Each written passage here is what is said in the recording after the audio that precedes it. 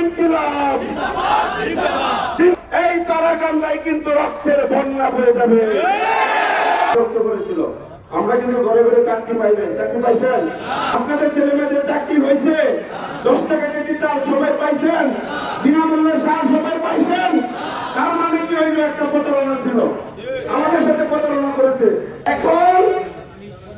এখন বিশেষ একটা দলের একজন নেতা পকেট থেকে কার্ড বের করে দেখাচ্ছে যে ঘরে ঘরে কার্ড দিবে।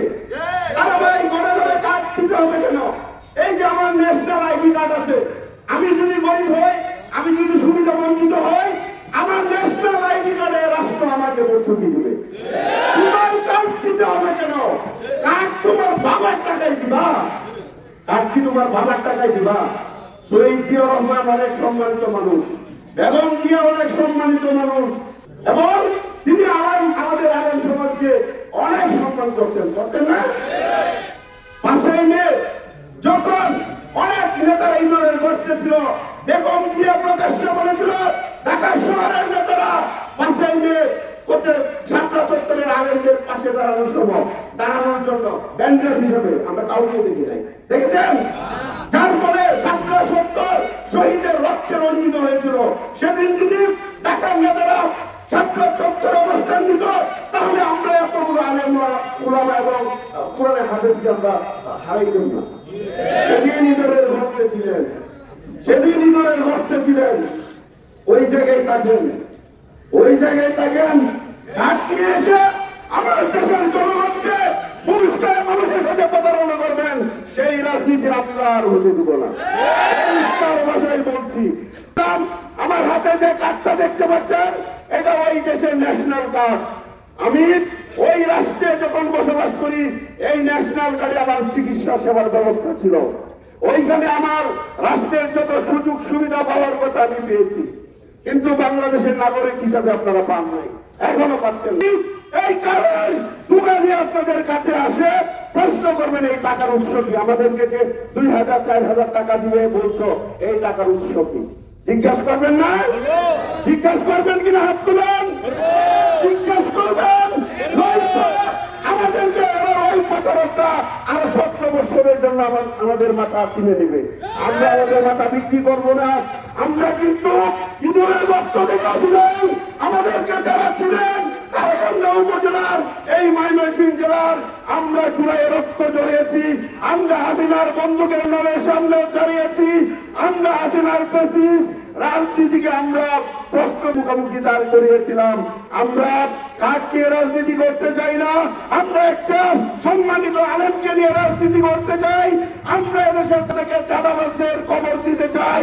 আমরা এই রাষ্ট্রের প্রত্যেক ঘরে ঘরে রাষ্ট্রের কল্যাণ পৌঁছাতে চাই। আমরা একটা সংখ্যাকে সুবিধা দিতে চাই না, আমরা এই রাষ্ট্রের প্রত্যেকটা নাগরিকের সমান সুযোগ দিতে চাই। আপনারা এসেছেন কাঠ নিয়ে, আপনারা একটা সংখ্যাকে লোভ লালসা দিয়ে ভোট নিয়ে পাচ্ছেন হাসিনার মতো বড় ফ্যাসিস্ট হয়ে এই রাষ্ট্রের জনগণকে শোষণ করবেন। এই জুলাই বিপ্লবের বেঁচে থাকতে কোন অবস্থাতে বাস্তবায়ন হতে দিব না ইনশাআল্লাহ। আগামী 12 তারিখ এই ইউনিয়নের এই ওয়ার্ডের প্রত্যেকটা নাগরিক আমাদের হুজুরের ভূমিকায় থাকতে হবে। থাকবেন কিনা? আমরা শুনতে পাচ্ছি আপনারা নাকি বিগত নির্বাচনের মতোই একটা ভয়ভীতি রাজনীতি করতে চাচ্ছেন। আমরা পরিষ্কার করে বলে যাচ্ছি, যদি ফ্যাসিস্ট আমলের ওই রাজনীতি আপনারা বাস্তবায়ন করতে চান, এই তারাকান্দায় কিন্তু রক্তের বন্যা বয়ে যাবে। আমরা ভোট দিব, আমরা আমাদের ভোট পাহারা দিব, আমরা আমাদের ভোটের হিসাব নিয়ে আমরা কেন্দ্র ছাড়বো কিনা? যদি আমাদের শত্রু সেখানে বিজয়ী হয়, আমরা তাকে ধন্যবাদ দিয়ে আমরা ফুলের মালা নিয়ে ঘুরে ফিরব। আমরা ভোট টাকা দিই কোন রাজনৈতিক পেশির শক্তির কাছে আমরা মাতানত হব না। আমরা আল্লাহ ব্যতীত আর কারো কাছে মাতানত হব না ইনশাআল্লাহ। আগামী 12 তারিখ ইস্কার প্রতীকে আপনারা ভোট দিয়ে আমাদের আলেম সমাজকে সম্মানিত করবেন কিনা? সম্মান করবেন? যদি করেন, আগামীকালকে ফজরের নামাজের পর থেকে এখানে যতগুলো মানুষ আছেন প্রত্যেকটা ঘরে ঘরে চলে চলে যাবেন। এই প্রতিষ্ঠা করার জন্য আগামী কালকে থেকে এখানে যতগুলো মানুষ বসেছি সকলে রিস্কার এমপি হব। হুজুর যেভাবে কষ্ট করছেন আমরাও সেভাবে শরীরের ঘাম জড়াবো ইনশাল্লাহ। ইনশাল্লাহ আগামী 12 তারিখ রিস্কার জয় নিয়ে আমরা করে ফিরবো। ইনকিলাব ইনকিলাব জিন্দাবাদ জিন্দাবাদ।